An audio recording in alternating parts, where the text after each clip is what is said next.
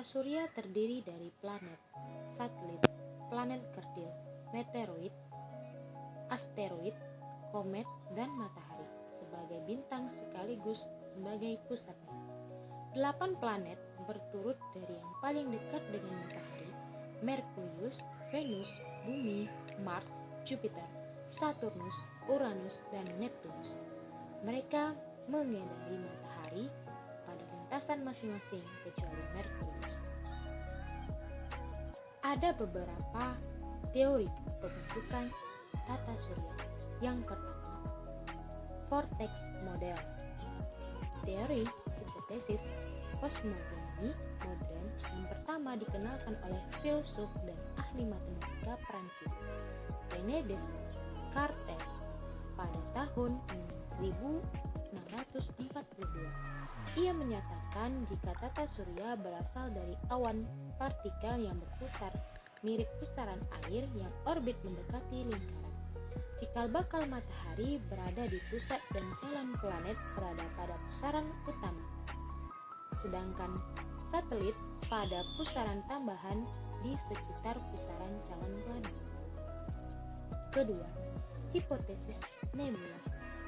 Teori nebula menyebutkan bahwa tata surya berasal dari proses kondensasi atau penggumpalan kabut materi berwujud materi campuran gas dan debu yang berukuran jauh lebih besar dari ukuran tata surya. Materi-materi tersebut banyak ditemui di alam semesta. Lambat laun materi berputar, berotasi, dan tidak lepas dari interaksi gaya gravitasi. Pada teori tersebut, massa materi terkumpul di pusat. Akibat putaran, maka pusat makin padat akan semakin padat. Kemudian terbentuklah protostar. Proses tersebut disebut kondensasi utama atau penggumpalan utama. Ketiga, hipotesis planetesimal. Pada tahun 1900, astronom Amerika Serikat Perez I. Moulton mewujudkan ketidaksesuaian antara hipotesis nebula dengan hasil observasi berbasis penelitian pada tahun 1904 sampai 1905 bersama pakar geologi. Thomas Cowder Chamberlain menawarkan ide baru, yaitu hipotesis planetesimal. Pengamatannya terhadap bentuk nebula spiral makin menguatkan pandangannya. Disinyalir Encyclopedia Britannica pada tahun 2015, planetesimal adalah salah satu dari sekumpulan benda yang teori telah bergabung untuk membentuk bumi dan planet-planet telah mengembun dari konsentrasi materi difus di awal sejarah tata surya. Gumpalan terbesar berada di pusat kabut Hilin menjadi matahari, sedangkan gumpalan-gumpalan yang lebih kecil menjadi planet-planet yang secara bersama-sama berevolusi terhadap matahari atau beredar mengelilingi matahari. 4. Teori pasang surut. Teori pasang surut pertama kali dikemukakan oleh Georges Louis Leclerc-Comte de Buffon pada tahun 1707 sampai 1788. Disebutkan jika tata surya berasal dari materi matahari yang terlempar setelah bertabrakan dengan sebuah komet. Namun teori tersebut diperbaiki oleh astronom Inggris James Houghton Jones pada tahun 1917. Dalam teori tersebut, James mengatakan jika tata surya diperkirakan terbentuk akibat melintasnya sebuah bintang dekat matahari, sebagian materi matahari tersedot dan terlempar keluar kemudian membentuk planet-planet. Yang kelima, teori bintang ganda. Pada tahun 1970-an, Rayleigh Clayton menyimpulkan jika matahari awalnya merupakan sistem bintang ganda. Kemudian pasangan matahari mengalami tabrakan dengan bintang lain. sisa ledakannya membentuk planet. Alternatif berikutnya adalah sistem bintang bertiga dan 2 bintang teman matahari bertubrukan dan yang akhirnya menjadi planet-planet. Yang keenam, teori awan antar bintang. Pada teori tersebut, jika matahari melewati daerah awan materi yang padat, melalui proses penarikan materi, akhirnya terbentuk cakra materi di sekitar matahari. Berpusar, kemudian terbentuklah planet. Teori tersebut diutarakan oleh astronom Soviet Otto Schmidt pada tahun 1943. Banyak astronom Soviet yang bergabung dan fokus pada teori ini. Bahkan Layton juga berkenan turut memodifikasinya yang berbasis mekanisme penggumpalan awan materi atau mirip planetesium. Kedua, perkembangan planet bumi. Sejarah bumi berkaitan dengan perkembangan planet bumi sejak terbentuk sampai sekarang. Hampir semua cabang ilmu alam telah berkontribusi pada pemahaman peristiwa-peristiwa utama di bumi yang sudah lampau. Usia bumi ditaksir sepertiganya usia alam semesta. Sejumlah perubahan biologis dan geologis besar telah terjadi sepanjang rentang tahun tersebut.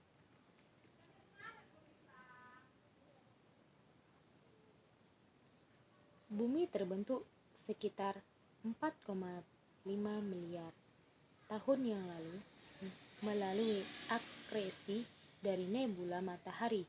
Pelepasan gas vulkanik diduga menciptakan atmosfer tua yang nyaris tidak beroksigen dan beracun bagi manusia dan sebagian besar makhluk hidup masa kini.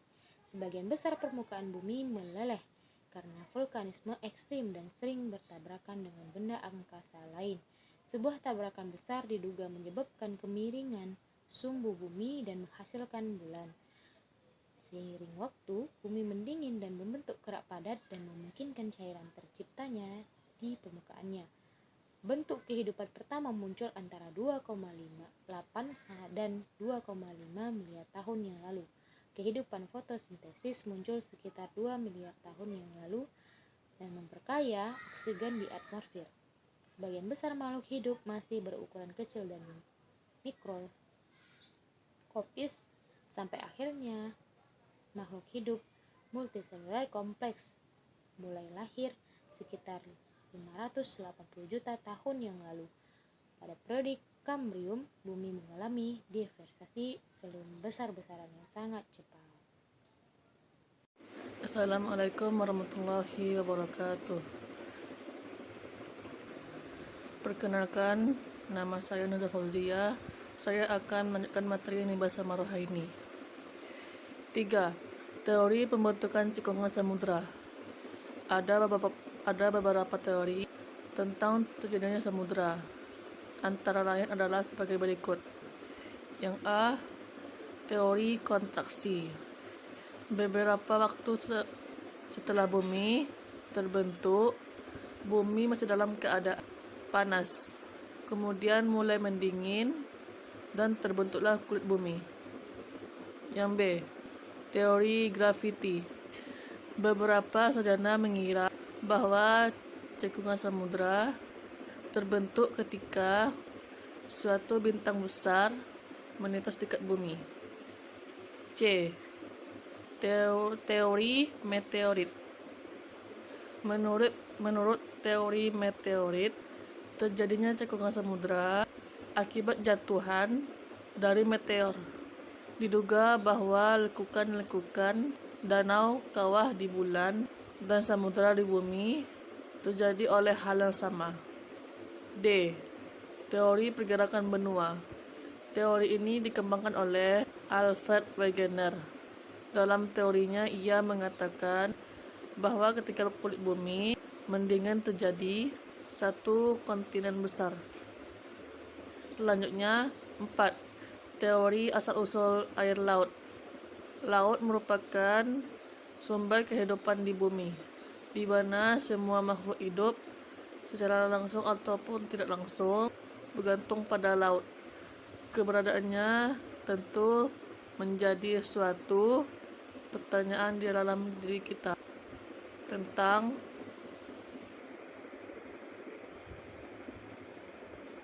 bagaimana teori asal-usul mula laut terbentuk hingga seperti yang kita ketahui saat ini. Terdapat beberapa teori mengenai bagaimana air dapat terkumpul cukup banyak di muka bumi hingga dapat membentuk lautan. Ada yang mengatakan akibat aktivitas vulkanik, di mana letusan gunung berapi yang mengandung uap air terkondensasi dan menghasilkan hujan, hingga lama-kelamaan menjadi lautan.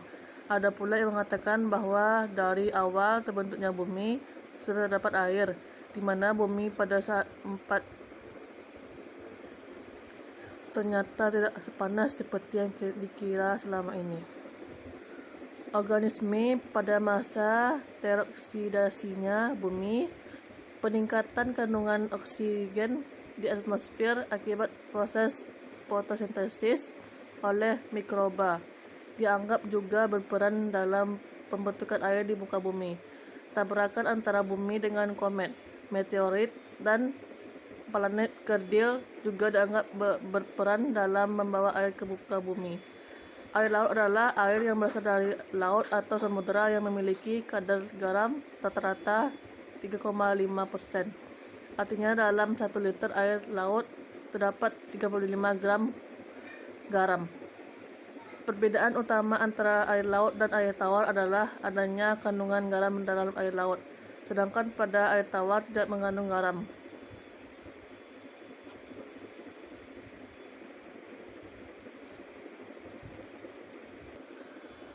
Sumber air terbanyak di bumi ini adalah air laut.